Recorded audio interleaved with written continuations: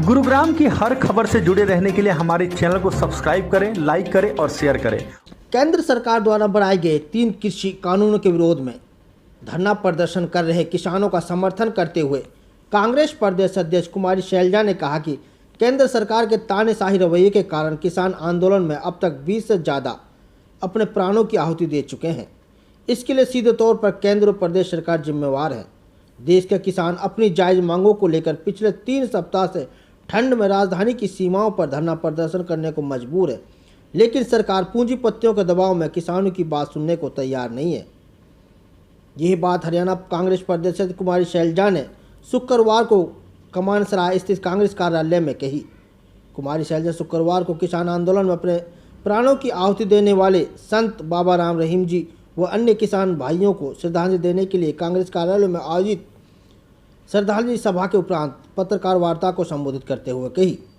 कांग्रेस प्रदेश अध्यक्ष कुमारी शैलजा ने कहा कि किसान आंदोलन में लगातार किसान अपनी जान गंवा रहे हैं, लेकिन ये भाजपा सरकार किसानों की मानने की बजाय शर्मनाक तरीके से उनकी आवाज़ दबाने का कार्य कर रही है। लोकतंत्र में लोगों की आवाज़ सुनना किसी भी सरकार का दायित्व होता है, लेकिन ये सरकार लोकतंत्र में विश्वास नहीं रखती, तानाशाही में विश्वास रखती है।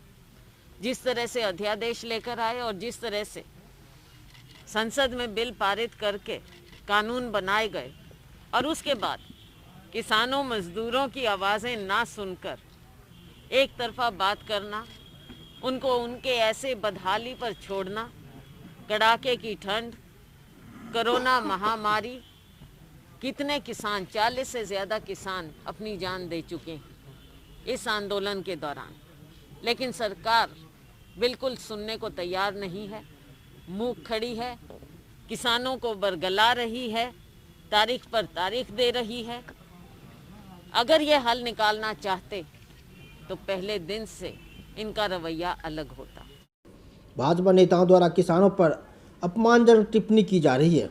उन्होंने कहा कि नोटबंदी में लोगों की जान गई थी, लेकिन भाजपा के लोगों ने कभी भी उस पर दुख प्रकट नहीं किया। ये तानाशाह सरकार है। आज अन्नदाता सड़क पर आने को मजबूर है। इसके लिए जो सरकार जिम्मेदार है। प्रदेश अध्यक्ष कुमारी शैलजा ने कहा कि सरकार ने कानून बनाने से पहले किसी भी किसान संगठन, मजदूर संगठन से बात नहीं की, यहाँ तक कि विपक्ष से भी बात नहीं की। इस सरकार का लोकतंत्र में कोई विश्वास नहीं है। गुड़गांव पहुंचने पर कांग्रेस प्रदेश अध्यक्ष कुमारी शैलजा का पूर्व मंत्री सुखबीर कटारिया के नेतृत्व में कांग्रेस कार्यकर्ताओं ने फूल मालाओं से जोरदार स्वागत किया। हमारी मांग है, कांग्रेस पार्टी की मांग है और किसानों की, मजदूरों की भी यही मांग है कि ये तीनों काले कानून आप वापस करो। इनके कारण जो आपने आज देश में ऐसी स्थिति पैदा कर दी है कि हमारा अन्नदाता जो सबके पेट भरता है, आज उसे सड़क पर बैठना पड़ता है, कभी भूख हड़ताल करना पड़ता है, कितनों की जान चली जाती है। 2 दिन पहले बाबा राम सिंह जी व्यथित होकर, दुखी होकर उन्होंने अपनी जान की कुर्बानी दी। कितने किसानों की और आप जान की कुर्बानी लेंगे? ये सरकार जो ये जन विरोधी, किसान विरोधी, मजदूर विरोधी सरकार है, इसको झुकना पड़ेगा। इसमें कोई ईगो या प्रेस्टीज ना सोचें।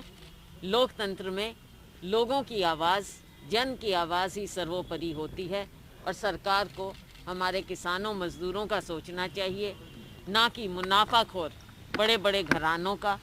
इससे आप देखेंगे जो ये तीनों काले कानून बने हैं, हमने उनके बारे में पहले भी बहुत बातें कही हैं और चल रही हैं। इससे केवल मुनाफाखोरी को बढ़ावा मिलेगा। आपको हमारी न्यूज़ कैसी लगी? लाइक करें, शेयर करें, सब्सक्राइब करें, ताकि सही जानकारी के साथ आप तक